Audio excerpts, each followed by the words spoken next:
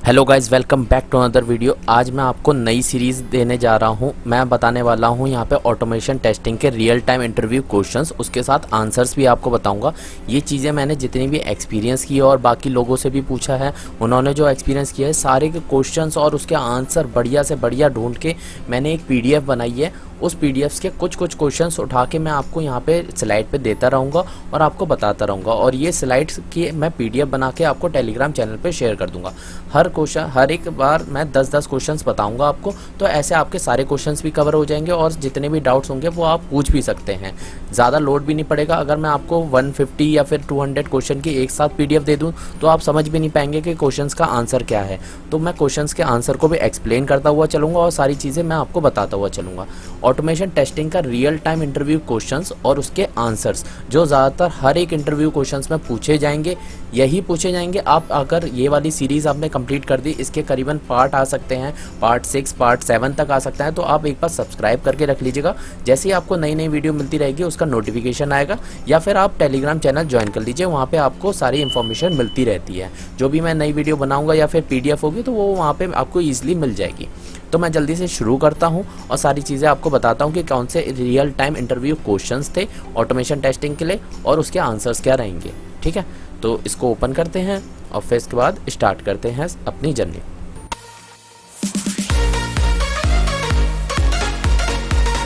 Automation testing real time interview questions और उसके answer जो मैंने बनाए हैं अपने तरफ से। तो आप देख लेते हैं इसमें क्या क्या चीज़ें हैं। सबसे पहला क्वेश्चन आएगा हमारा, can you brief me about yourself. ये आपको पता ही होगा, इंट्रोडक्शन योरसेल्फ होता है, बट मैं आपको कुछ एक्स्ट्रा वे में बताऊंगा कि ताकि आप इसमें प्रोजेक्ट के बारे में बता सकें और इसमें ऑटोमेशन के बारे में कैसे बता सकते हैं। जैसे एक एग्जाम्पल के तौर पे मैंने लिखे हैं ये आंसर, तो आप इसको पूरा तो रट्टा मत मारिएगा। जो जो चीज़ें आपको लग रही हैं कि वो आपके लिए यूज़फुल है उसे आप रख लीजिए, बाकी आप इसमें से डिलीट कर सकते हैं। जैसे hi, my name is Pankaj, I started my career as a testing executive. यहाँ पे टेस्टिंग एग्जीक्यूटिव के बदले टेस्टी ट्रेनिंग भी आप डाल सकते हैं, या फिर जो भी आपकी पोस्ट थी शुरुआत में वो आप कर सकते हैं। 4.5 ईयर्स बैक, यहाँ पे आपको अपना एक्सपीरियंस बताना है। उसके बाद मैंने इन्फोसिस ज्वाइन किया, फिर करंटली उसी में ही हूँ और मेरा जो जॉब रोल है वो टेस्ट इंजीनियर है। ठीक है, इसके बाद बात करते हैं माय रेस्पॉन्सिबिलिटी। यहाँ पे आपको वो पूछेगा नहीं कि आप रेस्पॉन्सिबिलिटी बताओ, बट इंट्रोडक्शन में ही आपको रेस्पॉन्सिबिलिटी बतानी होती है अगर आप एक्सपीरियंस कैंडिडेट है तो। My responsibility is to understand business requirement specification and high level scenario and to convert them into test cases and automation script if required. Execution of test cases and reporting of defect to the developers if there is any and get them fixed. I have experience in functional automations, regressions, smoke, sanity. यहाँ पे आप कुछ उसके name लिख सकते हैं, manual testing के terms के नेम लिख सकते हैं, ताकि आपको जब ये वाला आप बोलेंगे ना फंक्शनल ऑटोमेशन रिग्रेशन, तो रिग्रेशन पे ही आपको नेक्स्ट वाला क्वेश्चन हो सकता है। तो वही वाले टर्म्स बोलिएगा जो आपको पूरी तरह याद हो। जैसे रिग्रेशंस, स्मोक और सैनिटी के क्वेश्चंस तो ज़्यादातर पूछे ही जाते हैं, तो वो वाली चीज़ें आपको पता होनी चाहिए, तभी आप इसमें मेंशन करिएगा। और ये चीज़ें आप छोड़ सकते हैं, वेब एनालिटिक्स और वेब एक्सेसिबिलिटी, मोबाइल टेस्टिंग का अगर आपने किया है APM पे तो आप इसे मेंशन कर सकते हैं। आप प्रीवियस प्रोजेक्ट के बारे में आप बता सकते हैं। In my previous project I have worked on automation testing where we have use Selenium with Java. Selenium with Java किया हो या फिर पाइथन से हो वो आप बताएंगे। फिर कौन से फ्रेमवर्क पे आपने काम किया, जैसे कुकुम्बर फ्रेमवर्क आपने यूज़ किया है तो वो बता सकते हैं, या फिर हाइब्रिड फ्रेमवर्क आपके कंपनी में जो यूज़ होता है वो चीज़ें आप इसमें बता सकते हैं। We have use page object model. यहाँ पे पेज ऑब्जेक्ट मॉडल तो ज़्यादातर यूज़ करते ही हैं सब लोग। Where we have separated our test cases and page objects. ये देखो, ये इंटरव्यूअर को भी पता है कि हम पेज ऑब्जेक्ट मॉडल में क्या करते हैं, बट आपको अपना इंट्रोडक्शन थोड़ा सा लेंथी करने के लिए ये चीज़ें आपको बतानी पड़ती हैं, ताकि उनको भी पता पड़ जाए कि क्या करते हैं पेज ऑब्जेक्ट में मेनली। और perform testing on the same. For build management tools के लिए आपने कौन सा यूज़ किया, मेवन। नहीं यूज़ किया तो इसको आप स्किप करिए। वर्जन कंट्रोल के लिए गिट यूज़ करते हैं। ऑटोमेशन टेस्ट और जॉब्स हमारे रन करने के लिए कि या फिर शेड्यूल के थ्रू रन करने के लिए हम जेनकिंस का यूज़ करते हैं। फिर इसके बाद बात करते हैं डिफेक्ट मैनेजमेंट और टेस्ट केसेस मैनेजमेंट के लिए जीरा यूज़ करते हैं, या फिर टेस्ट रेल बता सकते हैं, या HPALM।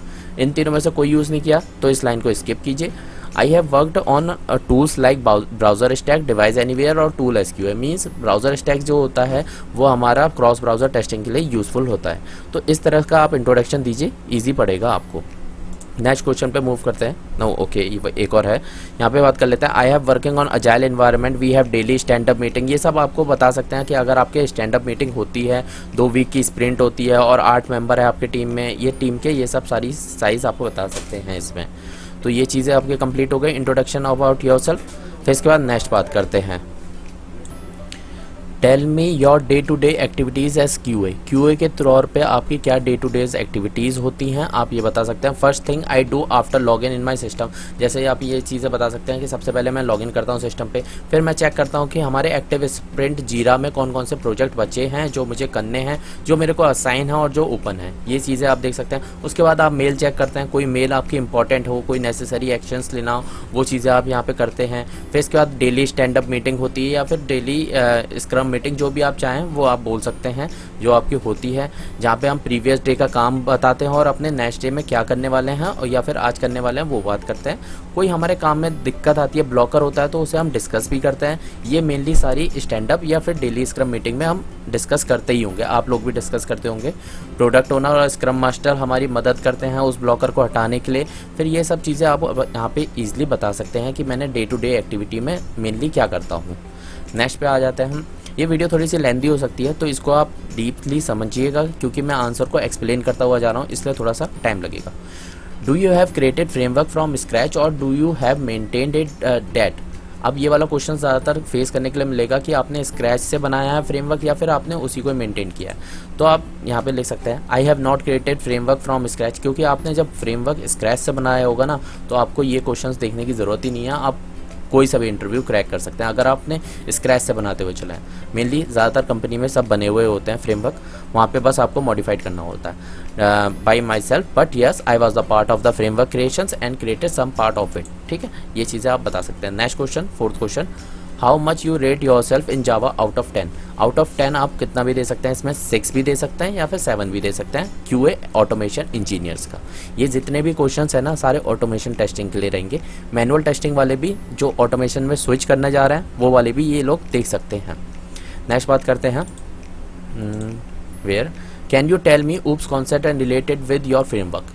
ये बहुत अच्छा क्वेश्चन है, ये ज़्यादातर आपसे पूछ सकता है। इसमें आपको ऊप्स कॉन्सेप्ट के बारे में डेफिनेशन सारी चीज़ें पता होनी चाहिए और कैसे वो रिलेट करता है आपके फ्रेमवर्क से, वो चीज़ें आप एग्जाम्पल देके 1-2 का बता सकते हैं। जैसे मैं 1-2 का एग्जाम्पल दूंगा बट आंसर आपको सारे मिल जाएंगे इसमें, ये टेंशन मत लीजिएगा कि मैं सिर्फ एक का बता रहा हूँ तो आपको सारे के आंसर नहीं मिलेंगे। जैसे डाटा हमें भी पता है ऊप्स कॉन्सेप्ट में पॉलीमॉर्फिज्म होता है, इनहेरिटेंस, इनकैप्सुलेशन और एब्स्ट्रैक्शन होता है ऊप्स में। तो हम डाटा एब्स्ट्रैक्शन से स्टार्ट करते हैं क्योंकि ज़्यादातर यही वाला क्वेश्चन पूछा जाता है। डाटा एब्स्ट्रैक्शन की ये डेफिनेशंस हो गई कि hiding unnecessary details from the users, ये चीज़ें रहती हैं। जैसे हम बता सकते हैं सिलेनियम में वेब ड्राइवर जो है वो इंटरफेस का काम करता है, सबको पता होगी वेब ड्राइवर एक इंटरफेस है। और ये वाला जो सबसे फर्स्ट लाइन हम लिखते हैं web driver equal to new Chrome driver, तो हम क्या करते हैं यहाँ पे, इसको आप बता सकते हैं, हम इनिशियलाइज करते हैं क्रोम ब्राउज़र को यूजिंग सिलेनियम वेब ड्राइवर के। इसका मतलब ये है कि हम एक रेफरेंस वेरिएबल बना रहे हैं ड्राइवर, जिसका आप कोई भी नाम दे सकते हैं। जो इंटरफेस है वेब ड्राइवर उसका हम ऑब्जेक्ट बनाते हैं, क्रिएटिंग एन ऑब्जेक्ट। और वेब ड्राइवर एक इंटरफेस है और क्रोम ड्राइवर एक हमारी क्लास है जो हमारे क्रोम ब्राउज़र को इन्वोक करने के काम आएगी। ठीक है, ये चीज़ें आप बता सकते हैं। ये चीज़ें मैंने यहाँ पे भी कुछ लिखी है। We can apply data extraction is the Selenium framework में भी यूज़ करते हैं by using page object model design pattern. Mainly क्या हम डिज़ाइन पैटर्न में भी यूज़ करते हैं फ्रेमवर्क को। जैसे हम लोकेटर्स हमने पेजेस वाले में रख दिए और जितने भी मेथड्स और टेस्ट होते हैं वो हम दूसरे वाले क्लास में रखते हैं। तो उसका इम्प्लीमेंटेशन हम नहीं बताते कि पेजेस में हमने क्या इम्प्लीमेंटेशन कर रखे है, डायरेक्ट हम लोकेटर्स को कॉल करते हैं और यूज़ करना स्टार्ट कर देते हैं। तो उस तरह से 2 एग्जाम्पल मैंने आपको बता दिए यहाँ पे, तो डाटा एब्स्ट्रैक्शन का आप बता सकते हैं। नेक्स्ट बात करता हूँ इनकैप्सुलेशंस और इनहेरिटेंस, इसका आप देख सकते हैं, ये मैंने डेफिनेशन ले रखा है, इसका आप स्क्रीनशॉट ले लीजिए, फिर इसके बाद इसे आप लिख लीजिएगा या फिर आप पढ़ सकते हैं, ईजिली समझ में आ जाएगा, बहुत सिंपल डेफिनेशन में लिखी हुई है। नेक्स्ट बात करता हूँ पॉलीमॉर्फिज्म की, ये भी आप देख सकते हैं, यहाँ पे मेनली एग्जांपल आप दे सकते हैं। पॉलीमॉर्फिज्म में एग्जांपल देना बड़ा मुश्किल हो जाता है, बट आप टाइम स्टैम्प्स का आप यहाँ पे एग्जांपल दे सकते हैं। जैसे मेथड ओवरलोडिंग में इम्प्लिसिट वेट होता है ना, टाइम स्टैम्प होता है जहाँ पे हम सेकंड, मिनट्स, आवर कर सकते हैं, वो हमारा मेथड ओवरलोडिंग में आ जाएगा। ओवर राइटिंग में असर्ट का आप एग्जाम्पल दे सकते हैं। जैसे डिफरेंट पैरामीटर्स होते हैं और असर्ट ट्रू को हम अलग अलग वे में यूज़ करते हैं अकॉर्डिंगली। फिर इसके बाद बात करते हैं how can you use interface and how it is different from abstract class. ये तो आपको पता ही होगा कि हम एब्स्ट्रैक्ट क्लास का यूज़ करते हैं। एब्स्ट्रैक्ट में एब्स्ट्रैक्ट मेथड भी हो सकता है और कॉन्क्रीट मेथड भी हो सकता है। तो आप यहाँ पे कॉन्क्रीट और नॉन कॉन्क्रीट मेथड बोल सकते हैं, या फिर एब्स्ट्रैक्ट या फिर कॉन्क्रीट मेथड बोलिए। There is only one compulsion, मतलब ऐसा कोई ज़रूरी नहीं है कि हम सिर्फ एब्स्ट्रैक्ट मेथड ही डालें हम एब्स्ट्रैक्ट क्लास में, कोई सा भी कुछ भी डाल सकते हैं। कंपल्सेशन मतलब होता है ज़रूरी नहीं है, मतलब कोई ज़रूरी नहीं है। और इंटरफेस में क्या होता है कि सारे हमारे एब्स्ट्रैक्ट मेथड्स होते हैं। हमें you need to write abstract keywords in interface, हमें एब्स्ट्रैक्ट खुद लिखने की ज़रूरत नहीं पड़ती, वो ऑलरेडी एब्स्ट्रैक्ट है और ये 100% एब्स्ट्रैक्शन प्रोवाइड करवाता है। डिफ़ॉल्ट पब्लिक रहता है और एब्स्ट्रैक्ट रहता है। ये चीज़ें आपको डिफरेंस बता देनी है। What do you mean by static keywords in Java? बहुत सिंपल है। स्टैटिक कीवर्ड्स क्या होता है? स्टैटिक कीवर्ड्स एक क्लास लेवल पे होता है और इंस्टेंस लेवल पे नहीं होता। हम स्टैटिक मेथड्स बना सकते हैं, स्टैटिक वेरिएबल बना सकते हैं, स्टैटिक इनर क्लास बना सकते हैं। ठीक है, हम जैसे अगर हम बात करें, अगर हमने कोई भी वेरिएबल को स्टैटिक दे दिया तो वो सेम रहेगा। अगर हमने इंस्टेंस बनाया, मतलब उसका ऑब्जेक्ट बनाया क्लास का, तो वो पूरे टाइम रन जब भी होता रहेगा तो वो सेम रहेगा, बार बार रन नहीं होगा उसका। जैसे स्टैटिक, प्राइवेट और फाइनल मेथड जो होते हैं हम उसको ओवरराइड नहीं कर सकते। ये चीज़ें याद करने वाली चीज़ है। स्टैटिक, प्राइवेट और फाइनल मेथड जो होते हैं वो ओवरराइड नहीं होते। ठीक है, ये चीज़ें आप यहाँ पे पढ़ लीजिएगा। So we can not override it in child class, ये चीज़ें ठीक है, सिंपल हो गई। अब बात करते हैं how to call static methods and variable in Java. Simple है, कैसे आप स्टैटिक मेथड्स को कॉल करते हैं? क्लास के नेम के थ्रू करते हैं, direct calling bye class name dot, फिर इसके बाद स्टैटिक मेथड या फिर वेरिएबल जो भी नाम है उसका आप दे सकते हैं। 9th क्वेश्चन देख लेते हैं। Can I access static method by using object reference? अगर आपने किसी क्लास का ऑब्जेक्ट बना दिया तो उसके थ्रू भी आप स्टैटिक मेथड एक्सेस कर सकते हैं? इसका आंसर आप खुद सोचिएगा, कर सकते हैं या नहीं। वैसे हम कर सकते हैं, बट हमें एक वार्निंग मिलेगी कि हम डायरेक्टली यूज़ कर सकते हैं क्लास नेम के थ्रू, बट एक्सेस हम कर सकते हैं इसलिए। 10th वाला क्वेश्चन देख लेते हैं last. How to call non static methods and variable in Java? Simple है, नॉन स्टैटिक मेथड्स के लिए हमें ऑब्जेक्ट बनाना पड़ता है। For non static method we can create object first, उसके बाद आप कॉल कर सकते हैं। तो यहाँ तक मैंने आपको 10 क्वेश्चंस बता दिए, ये आपको ईजिली समझ में आ गए होगा।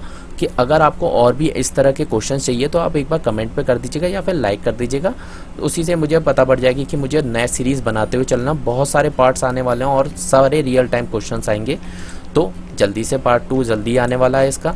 तो जल्दी से चैनल को सब्सक्राइब कर दीजिएगा और सब्सक्राइब करके रख लीजिए ताकि आपको नोटिफिकेशन मिलती रहे। ठीक है, और टेलीग्राम चैनल ज्वाइन कर लीजिएगा ताकि आपको जो भी ये मैं क्वेश्चंस बता रहा हूँ वो आपको PDF वहाँ पे मिल जाएगी। ठीक है, वीडियो देखने के लिए थैंक यू सो मच।